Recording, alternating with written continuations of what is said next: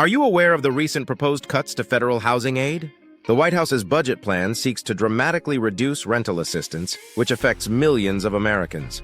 This video will explain what these changes mean for renters, states, and the future of housing assistance.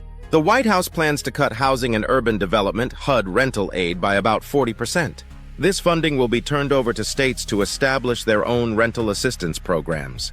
However, this could lead to less support for vulnerable populations. The new proposal includes a 2-year cap on rental assistance for able-bodied adults. The administration states this ensures more aid for the elderly and disabled. Yet advocates warn these cuts may increase homelessness and displace those already struggling. Nearly half of renters are already cost-burdened. According to HUD Secretary Scott Turner, cutting aid is intended to make programs less bureaucratic. But experts believe the reductions will ultimately fail those most in need. Only about a quarter of eligible individuals currently receive federal rental aid. Reducing this support risks pushing many into homelessness. States would have more control but also more responsibility. They could decide how to use their smaller budgets. However, past experiences indicate that states may divert funds away from direct aid. The proposed changes could also dramatically alter homelessness funding.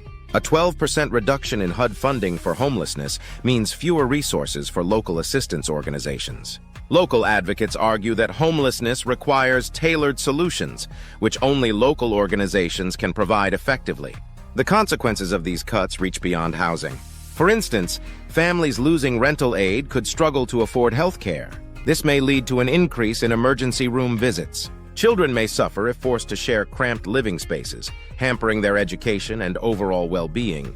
While some believe the budget cuts are necessary for fairness, many are skeptical.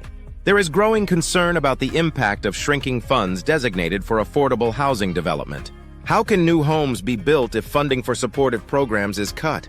The ripple effect of these changes could destabilize local economies. This means less construction activity and job creation if housing programs are curtailed. It's essential to ask how these budget cuts align with the goal of building affordable housing. In summary, the proposed cuts to federal housing aid pose serious risks. They may increase homelessness, strain local resources, and harm families. Advocates across the nation are raising alarms about how these changes will hurt vulnerable populations. If you share our concerns about the proposed cuts to housing aid, please reach out to your local representatives and express your support for continued funding. Together, we can push for change and protect those in need.